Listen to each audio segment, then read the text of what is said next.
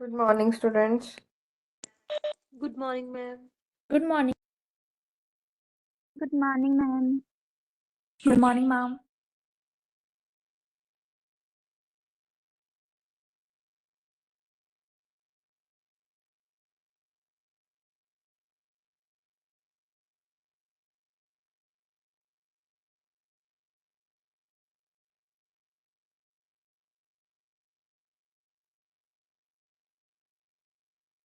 Students, please check the screen is visible to all of you.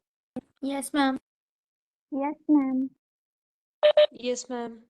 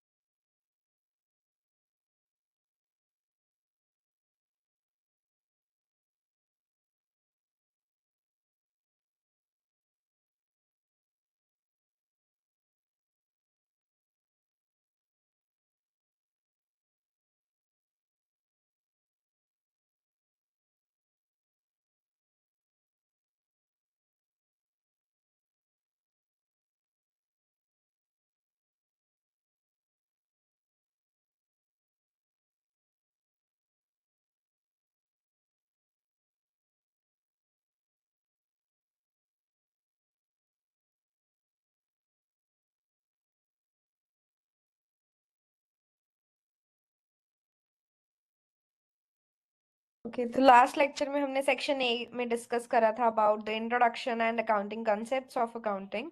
Next today we are going to discuss the section D of your syllabus. That is there is two chapter in the section D, voyage account and the departmental account.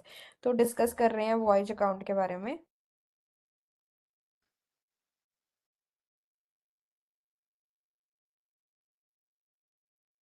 Start with the meaning and introduction of voyage account and why it is prepared.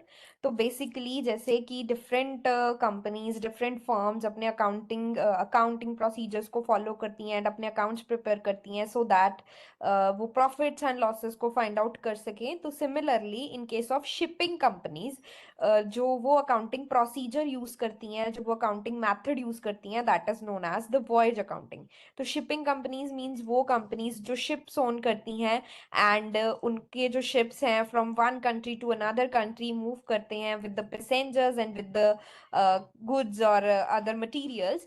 तो उस case में वो कितना earn कर रहे हैं from carrying goods and passengers from one place to another place and कितने expenses वो बेयर कर रहे हैं एंड उनका कंपैरिजन किया जाता है सो दैट कि उन वॉयज के दौरान, उस जर्नी के दौरान उन्हें प्रॉफिट हुआ या लॉस हुआ ये आइडेंटिफाई किया जा सके. So the method of accounting followed by the shipping companies is known as the voyage accounting, and they prepare their accounts periodically. Shipping companies also prepare their accounts periodically, but उसके साथ साथ periodically at the end of the year तो वो find out करते ही हैं. जैसे हम P&L या income statement prepare करते हैं वैसे वो भी करते हैं कि उन्हें overall financial year के अंदर कितना profit हुआ या कितना loss हुआ. but उसके साथ साथ they also prepare the result of each voyage separately, कि हर वो जर्नी को वो सेपरेटली भी इवैल्यूएट करते हैं. फॉर एग्जाम्पल कि अगर वो लंदन से जर्मनी या जर्मनी से लंदन या इस accordingly Mumbai to Kolkata, Kolkata to Mumbai वापस आए, तो इस अकॉर्डिंग जो एक जर्नी उनका कंप्लीट होता है एक शिप के अंदर, उसमें वो क्या गुड्स कैरी कर रहे हैं, वो क्या पैसेंजर्स कैरी कर रहे हैं, उनके लिए वो गुड्स के लिए, पैसेंजर्स के लिए वो क्या चार्ज कर रहे हैं, उसके लिए वो कितना खर्चा कर रहे हैं, वो सब कुछ असर्टेन करने के लिए यहाँ पे वॉयज अकाउंट्स जो है वो प्रिपेयर किए जाते हैं. तो वॉयज अकाउंट की बात करें तो वॉयज अकाउंट हमारे एक P&L अकाउंट की तरह एक नॉमिनल अकाउंट ही होता है. नॉमिनल अकाउंट क्या होते हैं, हमने ऑलरेडी उस दिन हमने अकाउंटिंग रूल्स डिस्कस करे, कॉन्सेप्ट्स डिस्कस करे. नॉमिनल अकाउंट मींस द वो अकाउंट जो जहां पे हम एक्सपेंसेस एंड इनकम्स को रिकॉर्ड करते हैं. तो नॉमिनल अकाउंट का रूल क्या होता है, दैट ऑल द एक्सपेंसेस और लॉसेस जो हैं उसे डेबिट कर दो एंड जितने भी इनकम्स जितनी भी गेन्स हैं उन्हें क्रेडिट कर दो। तो जब भी आप अकाउंट्स बनाओगे, डेबिट साइड के ऊपर आपको सारे एक्सपेंसेस एंड लॉसेस को रिकॉर्ड करना है एंड क्रेडिट साइड के ऊपर अपनी इनकम्स और गेन्स को। तो सिमिलरली इसी अकॉर्डिंगली हम जैसे पी एंड एल में करते हैं, सिमिलरली उसी पी एंड एल की तरह हम वॉयज अकाउंट्स प्रिपेयर करेंगे। expenses are shown in debit side and incomes are shown on the credit side, and if the credit side exceed the debit side, the difference will be treated as a profit, and on the other hand if the debit side exceeds the credit side, that means आपके expenses आपके खर्चे ज्यादा हैं as compared to your profits, as compared to your incomes, तो उस case में you will earn loss in that case, in that journey। तो same उसी नॉमिनल रूल को जो हम पी एंड एल को प्रिपेयर करते वक्त फॉलो करते हैं, उसी के बेसिस के ऊपर जो ये वॉयज अकाउंट्स हैं वो प्रिपेयर किए जाते हैं। तो let's discuss what are the incomes and expenses which is recorded in the voyage account, because इनके इनकम इनके एक्सपेंसेस नॉर्मल बिजनेस के इनकम और एक्सपेंसेस से डिफरेंट होते हैं। तो क्या इसमें डिफरेंशिएशन होता है, कौन सी ऐसी इनकम्स हैं जो इनके अकाउंट्स में रिकॉर्ड की जाती हैं, कौन से ऐसे एक्सपेंसेस हैं जो इनके अकाउंट्स में रिकॉर्ड किए जाते हैं। तो firstly we discuss about the incomes, and there are the three main incomes of the voyage account, जिसमें सबसे पहले आता है freight। The term freight refers to the charges जो एक शिपिंग कंपनी आपसे चार्ज करती है आपकी गुड्स को एक प्लेस से दूसरे प्लेस तक पहुंचाने के लिए, एक प्लेस से कैरी करने के लिए। तो ठीक है, तो यहाँ पे ना दो तरह का फ्रेट होता है, two types of freights, one is outward freight and another one is inward freight. ठीक है, फॉर एग्जाम्पल कि अगर शिप यहाँ से कहीं दूसरी कंट्री में जा रहा है, तो जब वो यहाँ से जा रहा है, वो इंडिया से सामान लेकर फॉरेन कंट्री में जा रहा है, तो वो क्या है, उसकी आउटवर्ड जर्नी है। तो वहां से यहाँ से सामान वहां तक पहुंचाने के लिए जो उसने फ्रेट चार्ज करा, that is the outward freight. On the other hand जब वो दूसरी कंट्री से वापस इंडिया में आएगा, तो वापसी टाइम वहां से भी वो कुछ ना कुछ गुड्स कैरी करके इंडिया में आने वाली जो होंगी वो लेकर आएगा। तो रिटर्न जर्नी के ऊपर जो उसने फ्रेट अर्न किया, that is the inward freight. ठीक है, तो वॉट एवर द फ्रेट, चाहे वो इनवर्ड है चाहे वो आउटवर्ड है तो उसके लिए इनकम है। ठीक है, तो इनकम को हम वॉयज अकाउंट में कहाँ पे रिकॉर्ड करते हैं, क्रेडिट साइड में। अभी हमने नॉमिनल अकाउंट का रूल पढ़ा दैट कि जितनी भी इनकम्स और जितने भी गेन्स होंगे we will record that in the credit side of the voyage account, and it is suggested to keep the separate record. हमेशा ये कोशिश करो कि जब हम रिकॉर्ड कर रहे हैं, तो अगर आपको क्वेश्चन के अंदर आउटवर्ड और इनवर्ड अलग अलग दिया है, तो आप उसे अलग अलग ही डिस्क्लोज करोगे अपने बुक्स ऑफ अकाउंट्स में भी, अपने वॉयज अकाउंट में भी। एक तो इसका आप ही को बेनिफिट होगा क्योंकि फर्दर आप ने जब रिकॉर्डिंग करनी है एंड इसके बेसिस पे ना आगे कुछ परसेंटेज निकाली जाती हैं, तो उस बेसिस पे अलग अलग किया होगा, तो अलग अलग तरीके से वो परसेंटेज जो है वो आप इजीली निकाल पाओगे। और आपके लिए कोशिश करो कि अगर दिया है तो हम इनवर्ड और आउटवर्ड फ्रेट को जो है वो सेपरेटली ही डिस्क्लोज करें।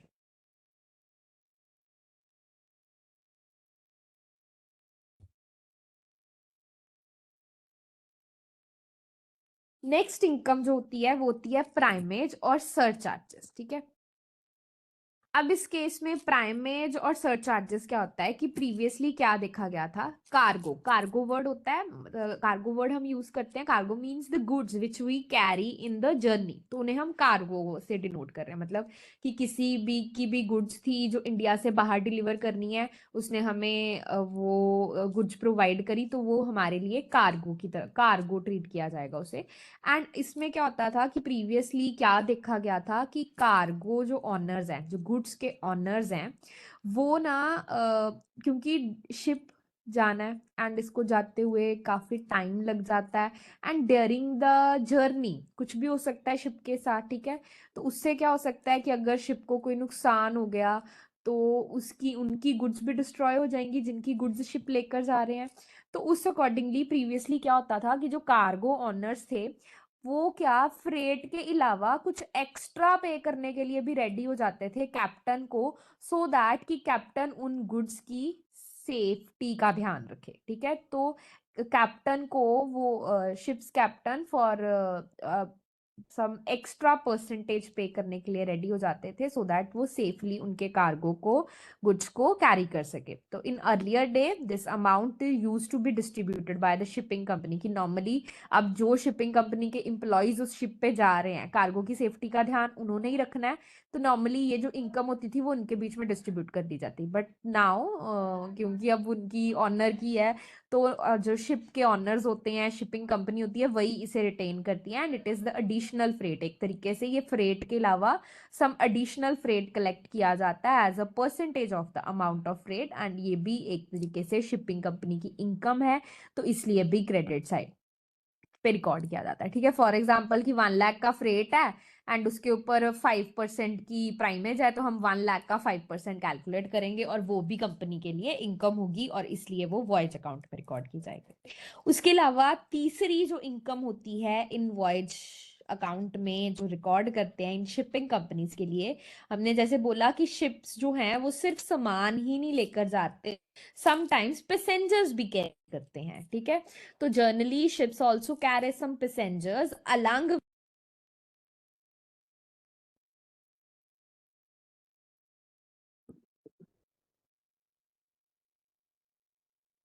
on every voyage एंड वो जो पैसेंजर कैरी कर रहे हैं और जो पैसेंजर कैरी करने के लिए वो फी पे करते हैं, जो मनी पे करते हैं मतलब रिसीव करती है शिपिंग कंपनी, जो अमाउंट चार्ज करती है वो होती है उसकी पैसेज मनी एंड ये अमाउंट भी शिपिंग कंपनी के लिए एक इनकम है, तो इसे भी क्रेडिट साइड के ऊपर जो है वो रिकॉर्ड किया जाता है।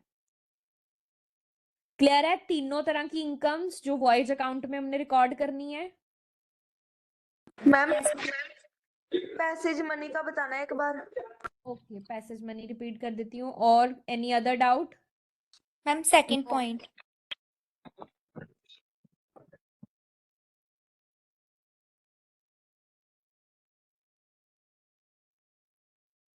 तो पैसेज मनी क्या होती है? जैसे शिप्स हैं, ठीक है, जैसे मान लो हमने शिप पे जर्नी करनी है, हमने शिप के थ्रू इस इंडिया से कहीं दूसरी कंट्री में जाना है, ठीक है, तो हमें फीस पे करनी पड़ेगी। हमें जैसे टिकट परचेज करते हैं, हम रेलवे के थ्रू ट्रेवल करते हैं, बस के थ्रू ट्रेवल करते हैं, तो हम वो चार्जेस पे करते हैं ना, उन्हें टिकट परचेज करते हैं। तो वैसे ही अगर आप शिप के थ्रू जर्नी कर रहे हो तो आपको शिपिंग कंपनी को, आपको शिप के ऑनर को पैसे पे करने पड़ेंगे। तो वो पैसे जो आपने पे करे आपको यहाँ से वहां तक पहुंचाने के लिए, जो उन्होंने, उनके लिए तो वो इनकम है जो उन्होंने आपसे चार्ज करी है, तो वो पैसेज मनी होती है जो शिपिंग कंपनी के लिए इनकम की तरह ट्रीट की जाती है। ठीक है, फ्रेट मतलब जो वो सामान लेकर जा रहे हैं उसके लिए जो पैसा चार्ज कर रहे हैं, और पैसेज मनी मतलब जो वो पैसेंजर्स लेकर जा रहे हैं, जो हमारे जैसे लोग ट्रेवल करना चाहते हैं उस पे, और वो जो पैसा पे कर रहे हैं वो भी कंपनी के लिए इनकम होती है। ठीक है, जैसे अब टिकट परचेज करोगे तो रेलवे कंपनी के लिए तो वो इनकम है, हमारे लिए वो खर्चा है, वैसे ही शिपिंग कंपनी के केस में। क्लियर है? Thank you ma'am. प्राइमेज समझाना एक बार प्लीज। किसका? प्राइमेज। प्राइमेज। प्राइमेज क्या है? प्राइमेज एक एक्स्ट्रा परसेंटेज है, सरचार्ज है। प्राइमेज का another name is the surcharge. मतलब कि नॉर्मल फ्रेट के अलावा वो कुछ एक्स्ट्रा पैसे पे करते हैं ताकि उनकी गुड्स का ध्यान रखा जाए ड्यूरिंग द जर्नी। ठीक है, रास्ते में खराब हो सकता है, रास्ते मान लो कि शिप के अंदर पानी चला गया एंड उससे उनकी गुड्स डिस्ट्रॉय हो जाएंगी, तो वो चीजें ना हो, उनकी गुड्स जो है वो प्रॉपरली जहां जहां तक पे पहुंचानी है वहां पे सेफ फॉर्म में वहां पे पहुंचाई जा सके। तो जो गुड्स के ऑनर्स होते हैं ना वो शिपिंग कंपनी को फ्रेट तो पे करते ही करते हैं, उसके अलावा कुछ एक्स्ट्रा परसेंटेज पे करने के लिए भी रेडी आते हैं। तो शिपिंग कंपनी ये एक्स्ट्रा परसेंटेज लेकर उनको प्रॉमिस करती है, एक तरीके से उनको ये श्योरिटी देती है कि उनकी गुड्स सेफली यहाँ से वहां तक पहुंचाई जाएगी। मतलब ये एक्स्ट्रा परसेंटेज सिर्फ उनकी गुड्स को सेफ्टी का ध्यान रखने के लिए चार्ज की जाती है।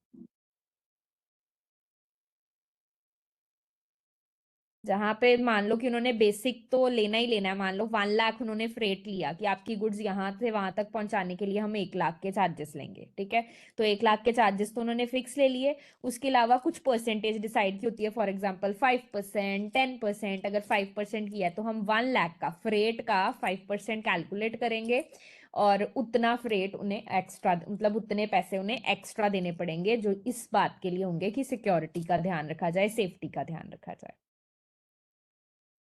Now it is clear? Yes, ma'am. Okay, so let's discuss about the expenses.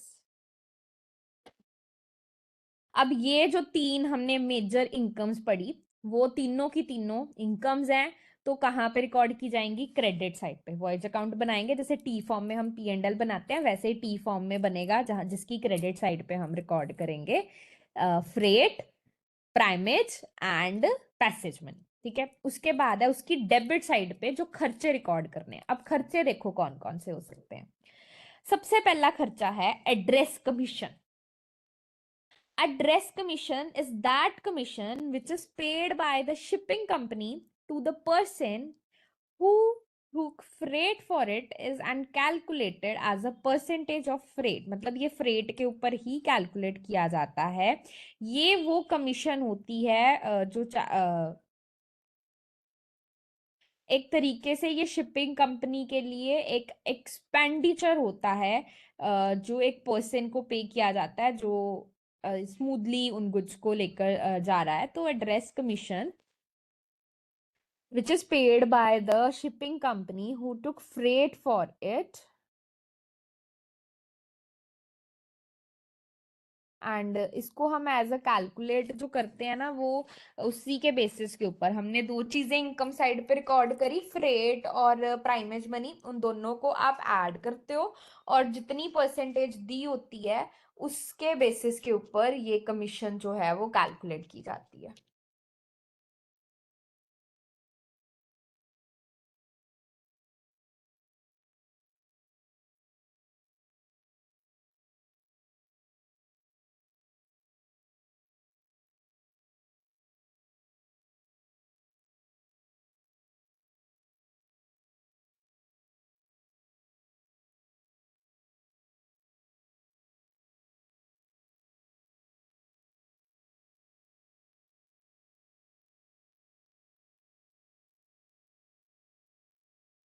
Basically ये उस पर्पस के लिए होती है कि गुड्स को जो शिप के, बिकॉज शिप के ओनर्स जो हैं वो खुद तो नहीं जा रहे ना वो सामान लेकर, तो यहाँ पे जो during the tenure, during the ship, वो उनकी सेफ्टी का और उस सारी चीजों का ध्यान रखेगा, उन गुड्स को कैरी करेगा, तो उसके बेसिस के ऊपर कमीशन चार्ज करते हैं। जैसे हम ये नहीं पढ़ते ब्रोकर ने कमीशन ली, एजेंट ने कमीशन ली, तो उसी तरह से यहाँ पे शिपिंग के केस में एड्रेस कमीशन होती है जो कि फ्रेट के ऊपर कैलकुलेट की जाती है। ठीक है, अब क्योंकि शिपिंग कंपनी इसे पे कर रही है टू द पर्सन जो ये गुड्स कैरी कर रहा है ड्यूरिंग द टेन्योर और ड्यूरिंग द शिप, तो उसके लिए जो है उसे वॉयज अकाउंट के अंदर एज अ एक्सपेंस की तरह ट्रीट किया जाता है। ठीक है, सेकंड इसमें होता है पोर्ट चार्जेस। पोर्ट चार्जेस होते हैं, जो पोर्ट होता है ना, पोर्ट अथॉरिटीज होती हैं जहां पे आपकी शिप्स खड़ी हैं। ठीक है, जब शिप जर्नी नहीं कर रही है तो जो किनारे के ऊपर पोर्ट्स बने होते हैं, तो पोर्ट पे शिप खड़ा है, वहां से सामान लोड होना है, वहीं पे सामान अनलोड होना है शिप में, तो उस टाइम पे जो वो पोर्ट अथॉरिटीज होती है ना, वो वहां पे शिप को खड़ा करने को अलो करने के लिए वहां पे आपसे पैसा चार्ज करती है, तो उसको बोलते हैं पोर्ट चार्जेस। ठीक है, तो वो आपके लिए खर्चा आपको पे करना पड़ा, जहां पे पोर्ट अथॉरिटीज ने आपको अलाउ किया कि उनके पोर्ट को यूज कर लो सामान लोड और अनलोड करने के लिए। ठीक है, सेकंड होती है बंकर कॉस्ट। बंकर कॉस्ट होती है बेसिकली शिप को रन करने के लिए ना हमें जो सामान चाहिए होता है। ठीक है, तो बंकर का बेसिक मीन होता है कोल बिन ऑफ द शिप। अब इसमें हम तीन तरह के खर्चे लेते हैं, फ्यूल चाहिए, कोल चाहिए, डीजल चाहिए, जो वो सारी चीजें ले लेते हैं। ठीक है, तो एक शिप को पोर्ट से सेल करने के दौरान बहुत सारा सामान साथ में कैरी करना पड़ता है, जिसमें से ये फ्यूल, कोल, डीजल, फ्रेश वाटर। तो ये जो सामान की जो कॉस्ट होती है that is the bunker cost. ताकि क्योंकि इतने ये वो तो है नहीं है कि हम गाड़ी से जा रहे हैं, पेट्रोल खत्म हो जाएगा तो रास्ते में फिल करा लेंगे। ठीक है, तो स्टार्टिंग जर्नी पे ही आपको ये सारा सामान साथ में लेकर जाना होता है। तो बंकर कॉस्ट जो होती है वो उस सब की कॉस्ट जो कि शिप ने चलने से पहले जो कोल फ्यूल और डीजल और फ्रेश वाटर के ऊपर जितना भी खर्चा करा, that is the bunker cost. ठीक है, उसके अलावा इंश्योरेंस का कॉस्ट होता है। ठीक है, अब जो इंश्योरेंस है, इंश्योरेंस हम किस लिए कराते हैं? रिस्क को कवर करने के लिए। ठीक है, तो यहाँ पे charges against the voyage must be applicable to a particular voyage. For example, ship may be insured for the whole year. अब शिप को नुकसान होता है, शिप के ऑनर। अब शिप्स जो होती हैं कितनी बड़ी होती हैं और कितने कितने अमाउंट की होती हैं। अगर शिप रास्ते में डूब गया, खराब हो गया, कुछ ऐसी मिस हैपनिंग हो गई, तो शिपिंग कंपनी को तो हैवी लॉस इंकर करना पड़ सकता है। तो उसके लिए शिप कंपनीज ने उस शिप को इंश्योर कराया होता है। तो उस केस के लिए एक तो हो गया कि आपने उस शिप को इंश्योर कराया। अब नॉर्मली शिप की इंश्योरेंस होती है वो फॉर द फुल ईयर होती है, और हो सकता है आपने जो जर्नी करी वो 2 महीने की थी, 3 महीने की थी, तो उस अकॉर्डिंग उस जर्नी के पॉइंट ऑफ व्यू से आप उसे कैलकुलेट कर लेते हो। ठीक है, तो अगर आपकी जर्नी 2 महीने की थी तो हमने जितना टोटल प्रीमियम पे करा फॉर द इंश्योरेंस वो पूरे साल का था। हमारी जर्नी 2 महीने की थी तो उस साल में से हम 2 महीने का कैलकुलेट करके इसमें रिकॉर्ड कर देंगे। ठीक है, एनी डाउट बेटा? मैम कैन अगर कोई डाउट है this point again? Insurance. Yes ma'am. Okay,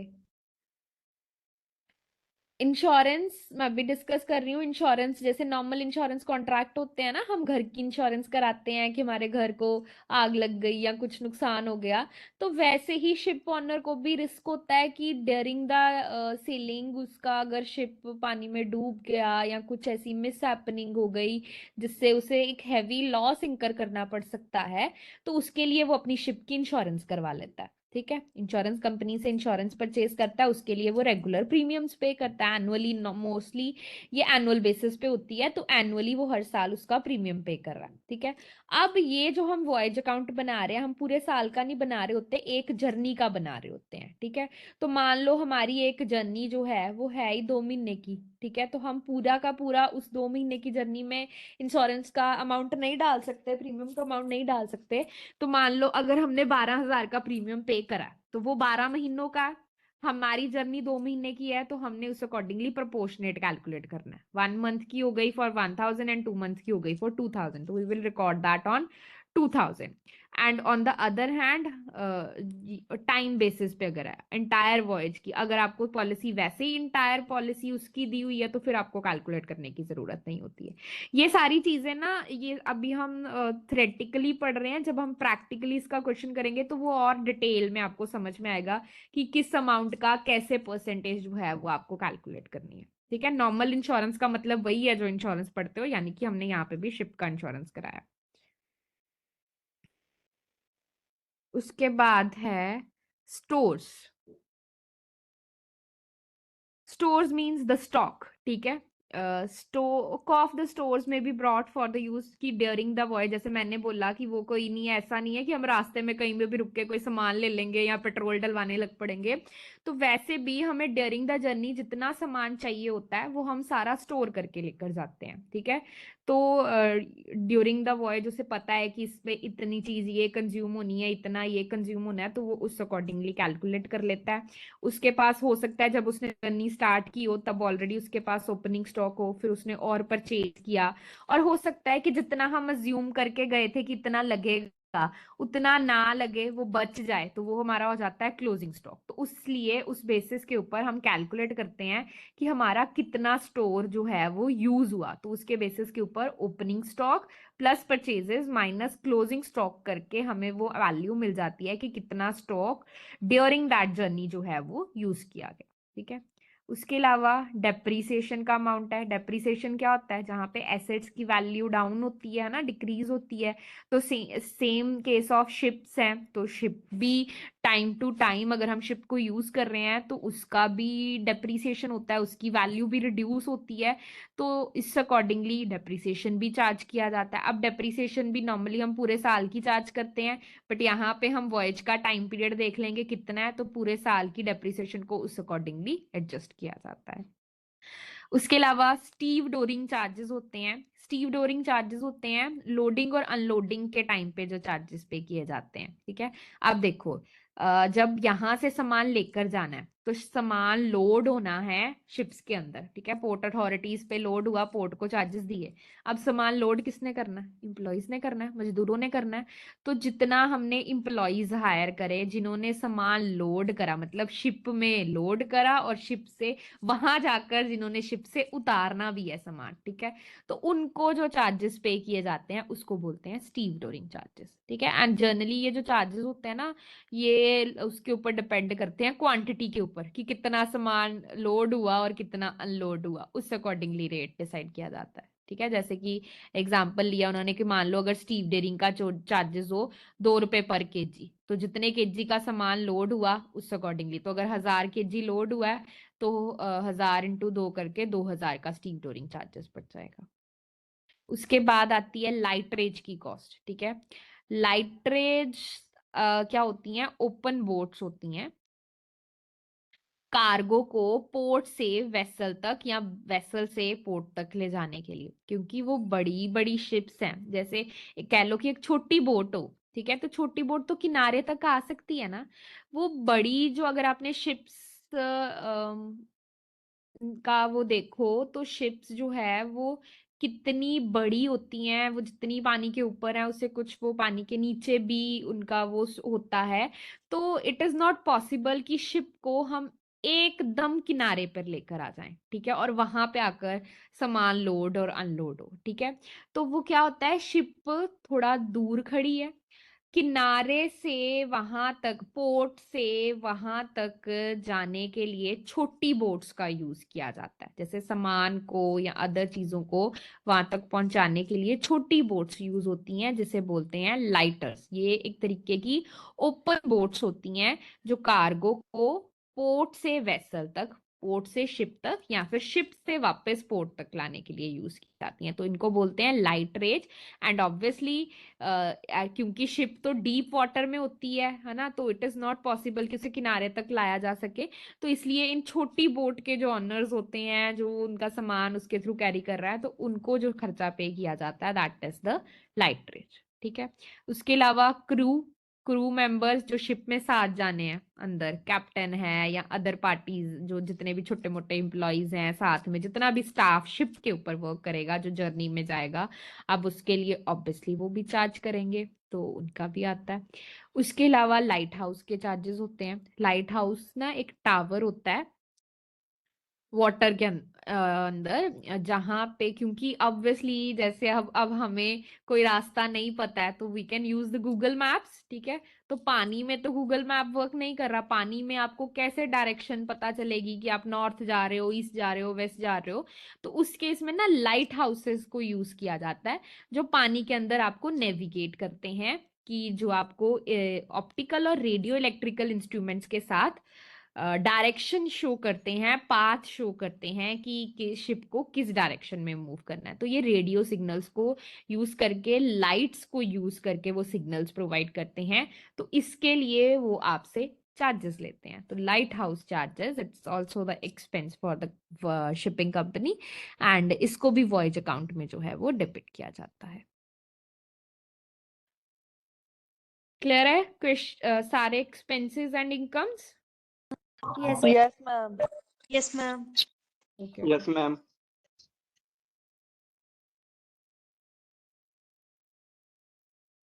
so next the classification of the voyage account. तो बेसिकली जब हम ये प्रैक्टिकली ये क्वेश्चंस करते हैं तो इन्हें दो तरीके से क्लासिफाई किया जाता है। एक होती है कंप्लीट वॉयज, एक होता है इनकम्प्लीट वॉयज, ठीक है। तो कंप्लीट वॉयज मतलब नाम से ही क्लियर है दैट जर्नी आपकी कंप्लीट हो चुकी है, ठीक है। शिप गया, वहां से वापस आया, जर्नी कंप्लीट हो गई, ठीक है। तो if ship has completed it's journey, तो हम क्या करते हैं, अगर ऑलरेडी जर्नी कंप्लीट हो गई है तो हमें सारा पता लग गया है कि इतने खर्चे हुए हैं, इतने एक्सपेंसेस हुए हैं, तो हम सारे के सारे रिकॉर्ड करते जाते हैं।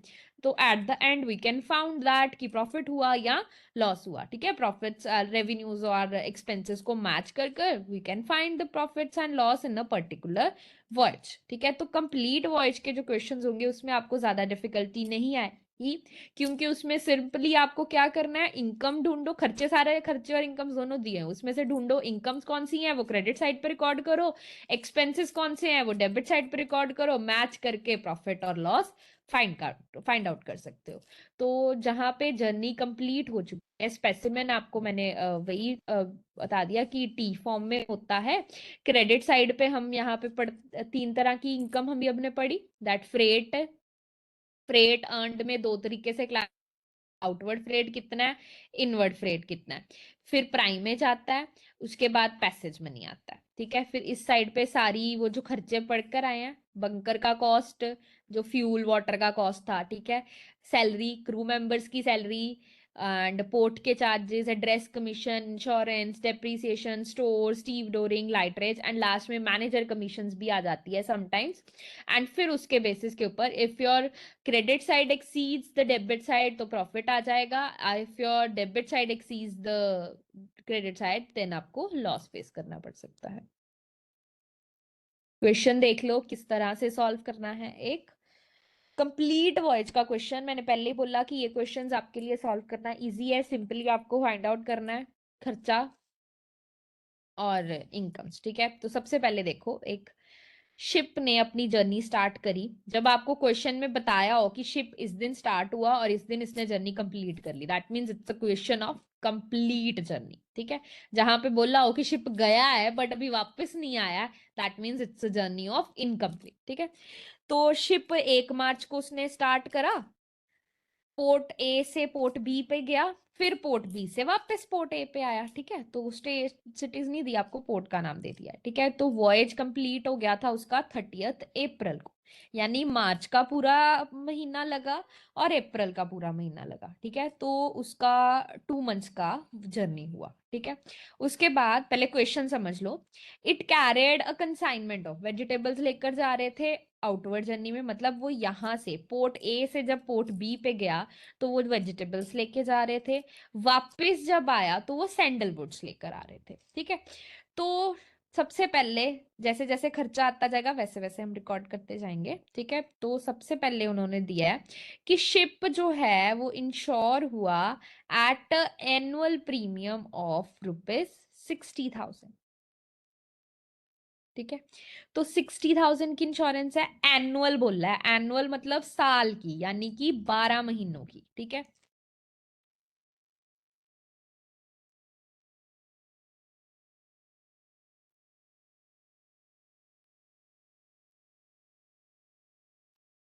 अब 12 महीनों की जब उसने कैलकुलेट करी,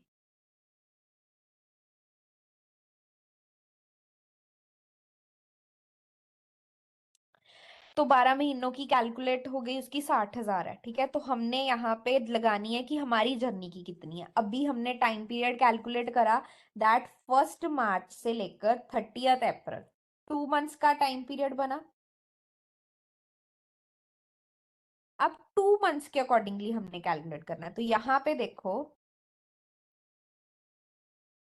देखो टू इंश्योरेंस लिखा है, ये वाला पॉइंट चेक करो, टू इंश्योरेंस क्या लिखा है, 60,000 को 2 के साथ मल्टीप्लाई करा एंड 12 के साथ डिवाइड करा to find out the 2 month expenses of insurance, ठीक है।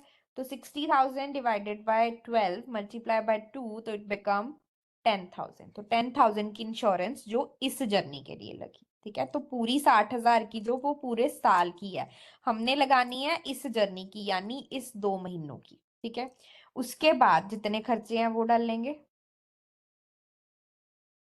उसके बाद देखो पोर्ट चार्जेस हैं 12,500 के, ये हमने 12,500 के रिकॉर्ड करे। उसके बाद कोल के चार्जेस हैं 75,000 रिकॉर्ड करे। वेजेस एंड सैलरीज हैं 1,25,000 की रिकॉर्ड करी। स्टोर परचेज्ड है, ठीक है। अब जहां पे स्टोर परचेज दिया है ना, पहले क्वेश्चन के अंदर देख लो कि कहीं पे आपको ओपनिंग स्टॉक और क्लोजिंग स्टॉक तो नहीं दिया। अगर दिया तो हम वो फॉर्मूला लगाएंगे, ओपनिंग में परचेजेस ऐड करके क्लोजिंग माइनस करेंगे। अगर नहीं दिया तो हम उसे ऐसे भी छोड़ सकते हैं, ठीक है। अब यहाँ पे स्टोर परचेज दिया, अब क्वेश्चन के अंदर देखो कहीं पे भी दिया आपको, ये देखो एट द एंड देखो, लास्ट में देखो स्टोर लिखा है ना,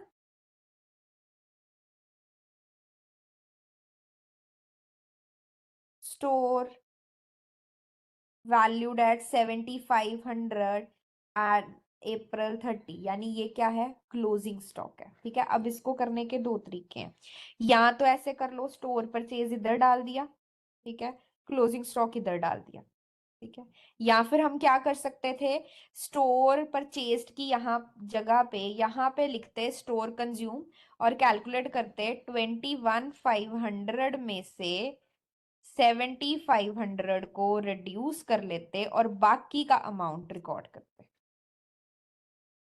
जो बाकी का अमाउंट होता है वो रिकॉर्ड करते।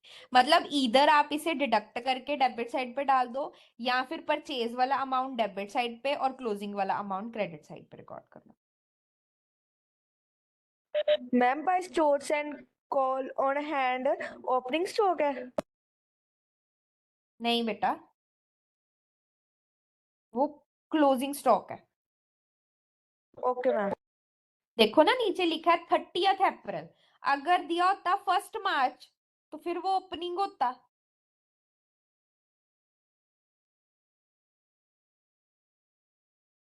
30th अप्रैल लिखा है ना, तो वो क्लोजिंग स्टॉक है। अगर हमें इस क्वेश्चन में ओपनिंग भी दिया होता तो हम लेते opening plus purchases minus closing. अभी हमें सिर्फ परचेजेस और क्लोजिंग दिया है, तो हम परचेजेस में से क्लोजिंग माइनस करके भी डाल सकते हैं, परचेजेस इधर डाल दो, क्लोजिंग दूसरी साइड डाल दो, वो ऑटोमेटिकली माइनस हो जाएगा, वैसे भी डाल सकते हैं, that is your choice. Okay ma'am. उसके बाद आपको एक्सपेंसेस दिए हैं, सन्ड्री एक्सपेंसेस, वो रिकॉर्ड करें, ठीक है। डेप्रीसिएशन देखो दिया है 2,40,000 की, और उसके साथ ही लिखा है एनुअल है, दैट मीन्स कि साल की डेप्रीसिएशन। और अगेन हमें कितने महीने की चाहिए, 2 महीने की, तो 2,40,000 मल्टीप्लाई बाय 2 डिवाइडेड बाय 12, तो उस अकॉर्डिंगली हमने जो है वो कैलकुलेट करा। 20,000 आई पर मंथ की, 2 से मल्टीप्लाई किया तो ये 40,000 की डेप्रिसिएशन। सेम वे में हमने इंश्योरेंस कैलकुलेट कर ली थी पहले ही। उसके बाद हमने कैलकुलेट करनी है एड्रेस कमीशन। अब एड्रेस कमीशन में ध्यान दो, 5% ऑन आउटवर्ड, 4% ऑन रिटर्न, ठीक है।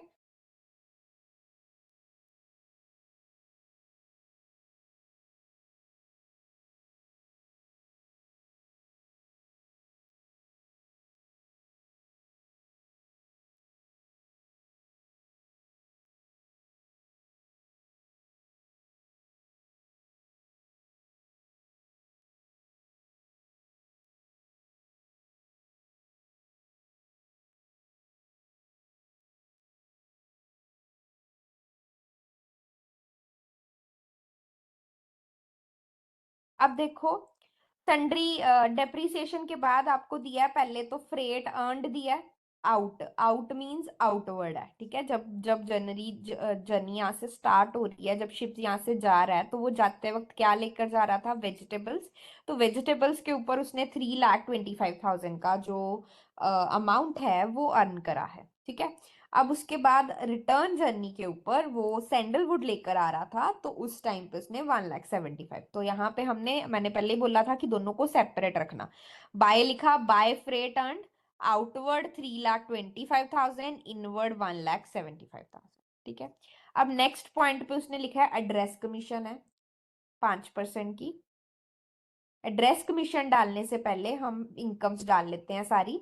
पैसेज मनी डाल लो, 25,000 की पैसेज मनी है, 25,000 की पैसेज मनी डाली। उसके बाद प्राइमेज लिखा हुआ था which is the surcharge, freight के अलावा पे करना पड़ता था, वो है 5% ऑन द फ्रेट। तो प्राइमेज भी मैंने अलग अलग लगाया, तो प्राइमेज भी अलग अलग लो, ठीक है। आउटवर्ड का फ्रेट कितना था, 3,25,000, इसका 5% किया, आ गया 16,250। इनवर्ड पे फ्रेट था 17,500, 17,500 का 5% करा, आ गया 87,50, यानी 8,750। दोनों की प्राइमेज आ गई अलग अलग। क्या किया, फ्रेट के ऊपर परसेंटेज अप्लाई कर दी, आउटवर्ड की अलग करी, इनवर्ड की अलग करी।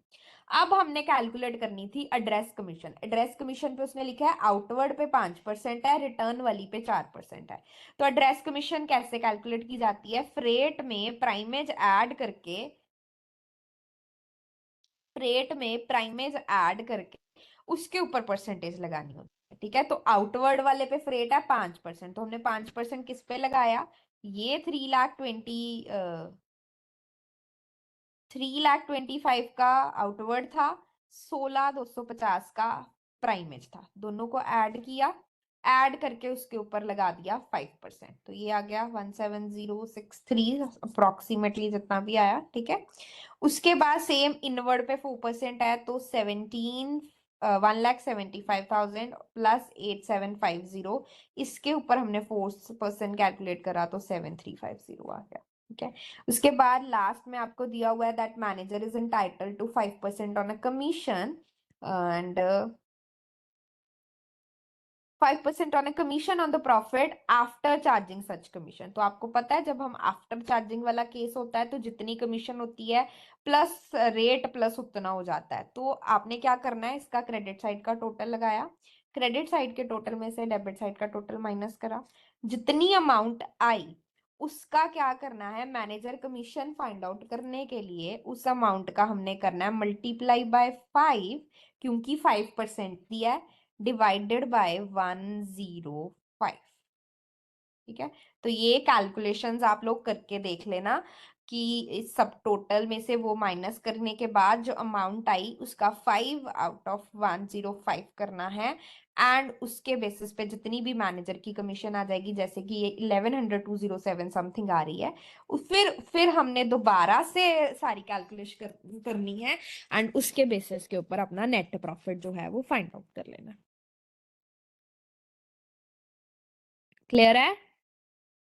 मैम क्रेडिट साइड का टोटल करके डेबिट साइड को माइनस करके फिर 5 बाय डिवाइड 105 करना हाँ है। जी, हाँ जी, हाँ जी। Okay ma'am. मैनेजर की कमीशन डाल के फिर वो जितना आया उसको दोबारा से फिर बैलेंसिंग फिगर फाइंड आउट करके नेट प्रॉफिट आ जाना। चाहे तो वो जितना अमाउंट एंड में आया होता है उसी में से सिर्फ मैनेजर की कमीशन माइनस कर दो तब भी प्रॉफिट आ जाएगा। क्लियर है? करें आगे? Yes ma'am. Yes ma'am. ठीक है, मैं पीडीएफ आप लोगों को शेयर कर दूंगी, आप ये वाला क्वेश्चन भी ट्राई करके देख लेना, उसके अलावा अपनी बुक्स में से और भी क्वेश्चंस ट्राई करके देख लेना। बाकी के फिर हम जो भी डाउट्स वगैरह होंगे फिर हम नेक्स्ट सेशन में कर लेंगे, ठीक है। तो ये क्वेश्चन था हमारा कंप्लीट जर्नी का, ठीक है। नेक्स्ट डिस्कस करेंगे इनकम्प्लीट जर्नी का। इनकम्प्लीट जर्नी तब अप्लीकेबल होता है जब ना जर्नी जैसे साल खत्म हो गया, जैसे साल खत्म हो गया, हमारी अकाउंट्स की क्लोजिंग हो जानी है, बट जर्नी खत्म नहीं हुई, शिप अभी तक वापस नहीं आई, तो फिर हम ना वेट नहीं कर सकते हैं। तो एट द एंड हमें उतने जितना काम हुआ होता है उतने तक के अकाउंट्स को क्लोज करना होता है।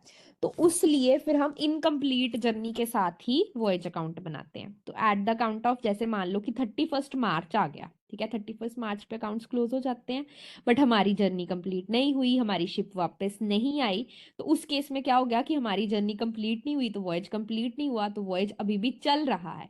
अब उस केस में हम जो भी ट्रीटमेंट्स करेंगे वो हम करेंगे इनकम्प्लीट जर्नी के पॉइंट ऑफ व्यू से, ठीक है। तो हम जितना हो चुका है उतने तक के अकाउंट्स जो है वो प्रिपेयर करेंगे। तो उस केस में क्या होता है कि फ्रेट जितना हमने रिसीव किया होता है उस टोटल फ्रेट में से जितनी जर्नी अभी कंप्लीट नहीं हुई है ना उसकी प्रोविजंस क्रिएट कर लेते हैं, क्योंकि अभी पूरा फ्रेट रिसीव तो हो गया है बट हमने जर्नी कंप्लीट नहीं हुई, तो दैट मीन्स हमने काम अभी पूरा नहीं किया है, तो प्रोविजंस क्रिएट कर ली जाती है। एंड सिमिलरली जितने भी खर्चे हुए होते हैं, ऑल द एक्सपेंसेस को इनकम्स के साथ मैच करना होता है, तो उसके लिए भी जो खर्चा इस टाइम पीरियड के साथ बिलोंग नहीं करता है, अगले टाइम पीरियड के साथ बिलोंग करता है, उसका भी हम वो कैरी फॉरवर्ड्स टाइप्स जो है वो करते हैं, फॉर प्रोपोर्शनेट्स फाइंड आउट करते हैं, सो दैट कि उतने तक का जो फाइंड आउट किया जा सके, ठीक है। फॉर एग्जाम्पल देखो, इफ द टोटल फ्रेट हमारा 25 लाख का फ्रेट था, आउट ऑफ विच 12 लाख का जो फ्रेट है वो रिटर्न जर्नी का था, ठीक है। तो दैट मीन्स कि हमारी जो रिटर्न जर्नी हुई है वो कंप्लीट नहीं हुई है। टोटल खर्चा 5 लाख का था, तो एक्सपेंसेस जो है वो नेक्स्ट ईयर में फॉरवर्ड किए जाएंगे, वो 2,40,000 जैसे कि इन्होंने कैलकुलेट करा। 12 लाख का फ्रेट था और उसके अकॉर्डिंगली 25 अकॉर्डिंगली करके ये इस तरह से स्टैंडिंग एक्सपेंसेस जो है वो कैलकुलेट किए जाते हैं। ये बेसिकली ये फॉर्मूलेज एंड ये ऑल दैट तब आपको समझ में आना है अच्छे से, जब आप एक्चुअल में प्रैक्टिकली उसे अप्लाई करोगे। ठीक है, तो रिटर्न जर्नी जब कंप्लीट नहीं होती है ना, तो जो स्टैंडिंग एक्सपेंसेस होते हैं उसमें हम क्या करते हैं, मतलब वो एक्सपेंसेस जो आपको होने हैं जो फ्रेट के साथ रिलेट नहीं करते हैं। ठीक है, तो उस केस में क्या होता है कि अगर तो आपकी return journey half way back है, जर्नी कैसे होती है, जैसे मान लो कि इंडिया से लंदन गए, लंदन से वापस इंडिया में आ गए, ये होती है एक जर्नी। ठीक है, अब इसमें क्या हुआ, हाफ वे जर्नी हुई, यानी वो इंडिया से लंदन तो चला गया बट लंदन से इंडिया भी वापस नहीं आया। तो हमने क्या किया, टोटल एक्सपेंसेस का हाफ को डिवाइड कर दिया, हाफ कैरी फॉरवर्ड कर दिया, मतलब हाफ खर्च कंप्लीट हो गई है तो हाफ खर्चे हो गए हैं, और हाफ कंप्लीट नहीं हुई है तो हाफ खर्चे अभी नहीं हुए, तो वो खर्चे कैरी फॉरवर्ड किए गए। ठीक है, एंड कई बार क्या होता है कि जो रिटर्न जर्नी है ना, और उस केस में ये ध्यान रखना है कि रिटर्न जर्नी जो, जैसे कि वो इंडिया से लंदन चला गया था, लंदन से जब वो वापस आ रहा था वो पहुंचा नहीं अभी, यही हमने पहले केस में भी डिस्कस करा। उस केस में अगर तो हम एक्सपेंसेस जो हैं वो फुल एक्सपेंसेस नहीं दिए, अगर तो हमें एंटायर एक्सपेंसेस दिए तो हम कर देते हैं 1/2। अगर हमें एंटायर एक्सपेंसेस नहीं दिए, उस डेट तक का ही खर्चा दिया है, तो हम उसका करते हैं 1/3। ठीक है, और अगर थ्री वाली जर्नी थी, थ्री वे जर्नी ऐसी होती है जैसे इंडिया से लंदन गया, लंदन से फिर इंडिया वापस आना है, एंड इंडिया से वापस लंदन जाना है, तो एक 3 टायर बन जाता है। अब इसमें क्या होता है, एक जर्नी कंप्लीट कर ली होती है हमने, इंडिया से लंदन जाके लंदन से वापस इंडिया आ चुका होता है, बट जब वो दोबारा तीसरी बार जा रहा होता है ना, तब वाली जर्नी कंप्लीट नहीं हुई होती। ठीक है, तो अगर 1 round of trip is completed और अदर जो राउंड, जो सिंगल वे वाला राउंड था,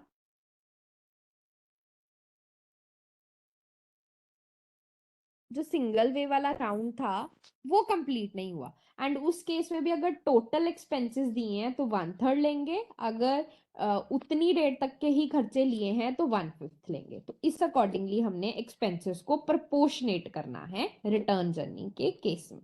क्वेश्चन देखो फिर समझ आएगा किसका 1/5 और किसका 1/3।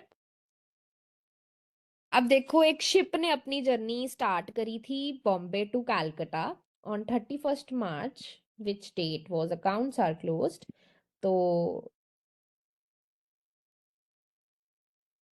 Ship was a half way back, कि उस डेट पे जब अकाउंट्स क्लोज कर रहे हैं, बॉम्बे टू कोलकाता तो चला गया, but way back to Bombay from Kolkata ते वापस आते वक्त वो अभी तक बॉम्बे नहीं पहुंचा है, तो वो हाफ जर्नी ही कंप्लीट हुई। मतलब ऐसे होता है जैसे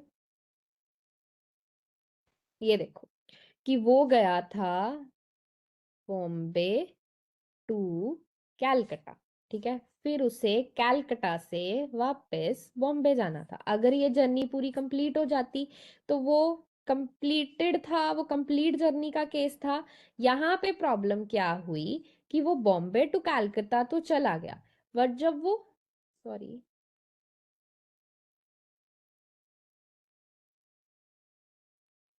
बॉम्बे टू कैलकाटा तो चला गया, बट वो जब कैलकाटा से बॉम्बे जा रहा है तो अभी वो कहीं रास्ते में ही है, अभी उसने फुल जर्नी कंप्लीट नहीं करी है।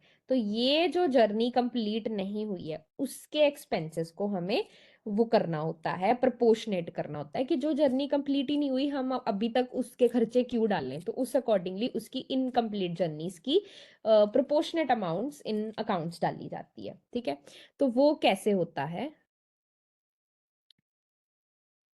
अब क्वेश्चन के अकॉर्डिंग देखो, इसमें दो चीजें हैं इस केस में ना, जब ऐसी वाली जर्नी होती है, वन वे कंप्लीट हो गया है, अदर वे में वो बीच में अटका हुआ है, बीच में अभी नहीं पहुंचा है, और उसी डेट को हमारे अकाउंट्स क्लोज हो गए हैं, उसमें दो रूल अप्लाई होते हैं, या तो लगता है 1/2 और या फिर लगता है 1/3।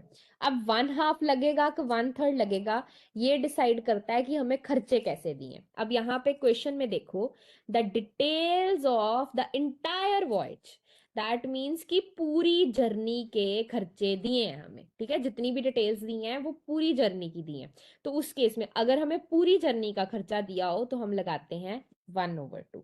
ठीक है, और अगर हमें पूरी जर्नी का खर्चा ना दिया हो, टिल द डेट का खर्चा दिया हो कि जो डेट हुई है उस तने तक के ही खर्चे दिए हैं, तो फिर हम लगाते हैं 1/3। ठीक है, प्रपोर्शन याद रखनी है कि अगर वन वे कंप्लीट हुआ, other way in the middle है, तो दो सिचुएशंस बनती हैं, 1/2 एंड 1/3। 1/2 अप्लाई होगा अगर एंटायर वॉयज गिवन का खर्चा गिवन है, एंड 1/3 अप्लाई होगा अगर आपको टिल द डेट के एक्सपेंसेस गिवन है। ठीक है, अब करते हैं क्वेश्चंस कैसे सॉल्व होना है। पहले हमने जैसे कंप्लीट वॉयज के केस में करते हैं ना, वैसे ही डाल लो, इनकम्स एक साइड पे, एक्सपेंसेस एक साइड पे। ठीक है, तो फ्रेट दिया है 80,000 का फ्रेट यहाँ पे रिकॉर्ड हो गया, 80,000 का फ्रेट रिकॉर्ड हो गया। उसके बाद कोल दिया है, कोल कंज्यूम हुआ, स्टोर दिया है, पोर्ट चार्जेस दिए हैं, सैलरी है, डेप्रीसिएशन है, इंश्योरेंस है। यहाँ तक हमने सारे खर्चे एज इट इज डाल दिए। ठीक है, 4,000 का इंश्योरेंस भी डाल दिया। उसके बाद प्राइमेज दिया था 10% का, तो प्राइमेज कैलकुलेट करा, 80,000 का फ्रेट था, 80,000 का 10% किया, 8,000 का प्राइमेज आ गया। उसके बाद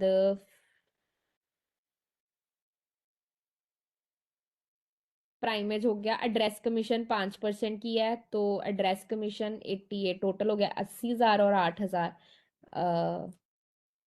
88,000 का 5% किया, ये 44,000 की जर्नी आ गई। अब हमने दो चीजें इसमें एक्स्ट्रा डालनी होती है। एक डालनी है provision for the incomplete voyage. ये क्या होती है कि जितनी जर्नी कंप्लीट नहीं ना हुई, उसका जितना फ्रेट बनता है ना, वो यहाँ पे डाला जाता है। ठीक है, अब जर्नी जिसने बोला रिटर्न वाली जर्नी कंप्लीट नहीं हुई, तो रिटर्न जर्नी का फ्रेट बनता था 30,000, ओनली 30,000 बोला है, तो ये रिटर्न जर्नी पे फ्रेट बनता था 30,000 का। ठीक है, तो एक तो 30,000 फ्रेट का हो गया, प्लस 10% का प्राइमेज उसके ऊपर पड़ता था, तो 30,000 के ऊपर 3,000 का प्राइमेज हो गया, तो टोटल इनकम्प्लीट वाली जर्नी पे आपको 33,000 की इनकम रिसीव होनी थी। ठीक है, तो इसलिए वो अभी के लिए हमने डेबिट साइड पे डाल दी, क्योंकि वो नेक्स्ट टाइम पीरियड पे फॉरवर्ड होगी। तो 2 इनकम्प्लीट जर्नी आ गया। उसके बाद एक्सपेंसेस ना अलग किए जाते हैं। अब उसमें एक्सपेंसेस अलग करें, अब इसमें से हम ना दो तरह के एक्सपेंसेस निकालते हैं। एक वो एक्सपेंसेस जो फ्रेट के ऊपर बेस्ड होते हैं, और एक वो एक्सपेंसेस जो फ्रेट के ऊपर बेस्ड नहीं है। ठीक है, तो फ्रेट के ऊपर जो एक्सपेंसेस बेस्ड थे, उन्हें हमने फ्रेट के अकॉर्डिंगली एडजस्ट करना है। ठीक है, तो एड्रेस कमीशन हमने टोटल फ्रेट के ऊपर कैलकुलेट करी थी। अब एड्रेस कमीशन जो इस टाइम पीरियड के साथ ही रिलेट नहीं कर रही, उसे हमने अलग कर लेना है। तो 80,000 में से 50,000 तो जर्नी कंप्लीट हो गई, 30,000 वाली जर्नी कंप्लीट नहीं हुई, और 30,000 के ऊपर 3,000 का प्राइमेज बनता था। अभी ये इनकम्प्लीट वाला हमने कैलकुलेट करा ही है 33,000, तो इसके ऊपर जितनी कमीशन बनती है, वो कमीशन भी हमारी इस टाइम पीरियड के साथ रिलेट नहीं कर रही है, तो कमीशन को अलग कर दिया, 1650 ये कैलकुलेट कर ली। उसके बाद फ्रेट का इंश्योरेंस हमें 4,000 दिया है। फ्रेट की इंश्योरेंस ऑब्वियसली फ्रेट के ऊपर ही डिपेंड करती है, तो इसलिए हमने टोटल फ्रेट था 80,000 का, और इसमें से रिटर्न जर्नी वाला था 30,000 का, तो इसलिए 3/8 का रेशो उसने कैलकुलेट करके 1,500 का वो निकाल दिया। उसके बाद बाकी के जितने खर्चे होते हैं ना, वो नॉन फ्रेट है। ठीक है, एड्रेस मतलब फ्रेट, मतलब फ्रेट बेस्ड एक्सपेंसेस, मतलब जो फ्रेट की वजह से इंक्रीज और डिक्रीज होते हैं। तो एड्रेस कमीशन हमने क्योंकि फ्रेट पे कैलकुलेट किया था, इंश्योरेंस भी हमने फ्रेट पे कैलकुलेट करा था, तो उस अकॉर्डिंगली वो वेरी कर रहा था। अब दूसरी तरफ बाकी जितने भी खर्चे हैं ना, उस पे हम लेंगे, सारे खर्चों का टोटल किया और उसका किया 1/2। अब अगेन अगर बोलो कि 1/2 क्यों किया, क्योंकि मैंने पहले ही बताया है, दो सिचुएशन बनेगी, 1/2 वाली और 1/3 वाली। 1/2 जब इंटायर वॉयज के खर्चे दिए, और 1/3 अप्लाई करेंगे जब टिल द डेट के एक्सपेंसेस दिए हैं। ठीक है, the expenses till the date is given below, ऐसे करके अगर स्टेटमेंट दी हो, तो फिर हमने 1/3 अप्लाई करना था। अब क्योंकि हमें पूरी जर्नी के, पूरी वॉयज के एक्सपेंसेस दिए हैं, इसलिए हमने उसका 1/2 करा। देन इन सब का टोटल करके जितना अमाउंट आया, वो यहाँ पे आता है वॉयज इन प्रोग्रेस करके। ठीक है, तो एक साइड पे खर्चों का वॉयज इन प्रोग्रेस बनाना है, इनकम का हमने ये बनाना है provision for the incomplete voyage.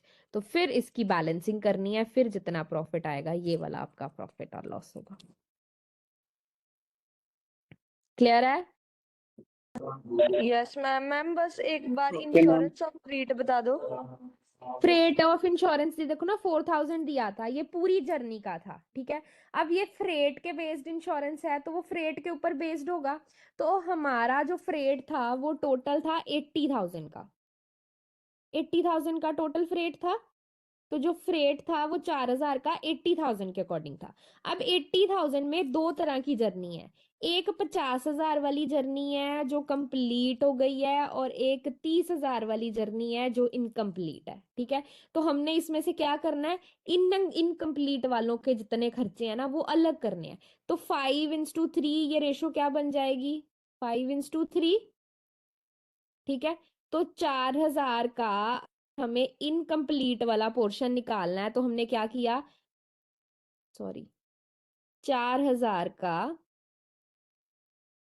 3 divided by 8। ठीक है, तो इस अकॉर्डिंगली ये हमारे पास आ गया 1500। प्रपोर्शन कैलकुलेट किया। ठीक है, आप सीधा 30,000 बटा 80,000 भी कर सकते हो। Okay ma'am, thank you. ठीक है बेटा। अब इसके अलावा आ, एक जर्नी ये 2 वे जर्नी थी। ठीक है, एक होती है जो 3 वे वाली जर्नी होती है।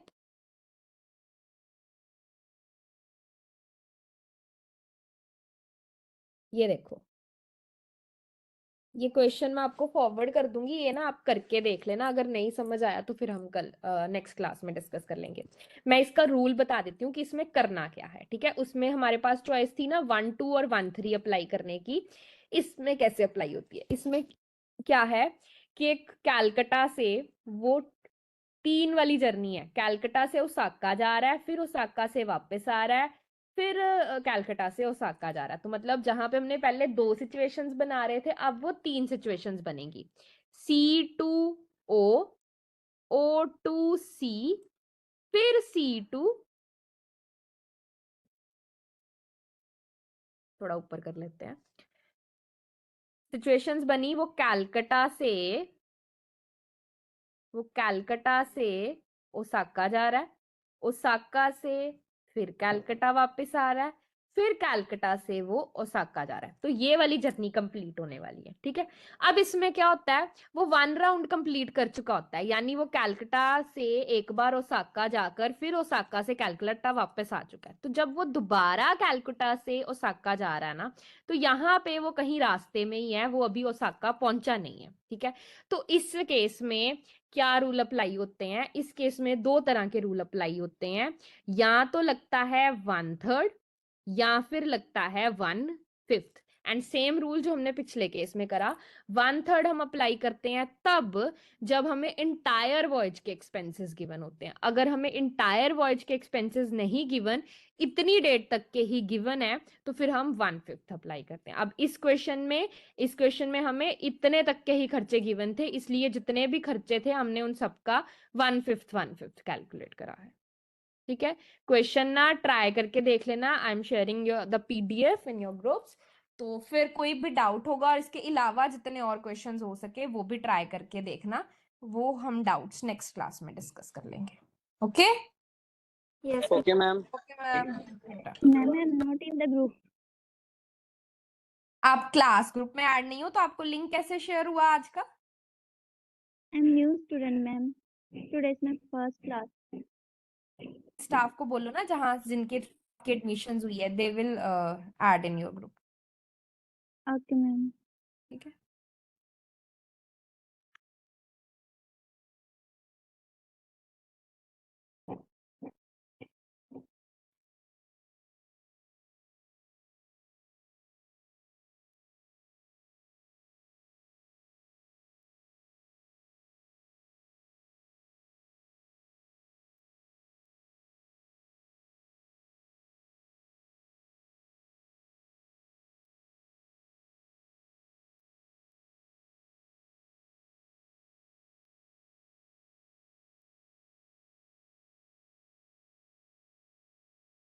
ग्रुप में शेयर कर दिया बेटा मैंने PDF। चेक कर लेना, ये लास्ट क्वेश्चन एक बार करके जरूर देखना। वैसे तो मैंने कोशिश की हुई है कि हर पॉइंट का एक्सप्लेनेशन आपको दिया हुआ है कि मैंने किसका क्या परसेंटेज कैलकुलेट करा है, बट फिर भी अगर कोई डाउट रहता है तो हम लोग नेक्स्ट क्लास में डिस्कस कर लेंगे। Okay ma'am, thank you, have a nice day. Thank you, ma'am. Have a nice day.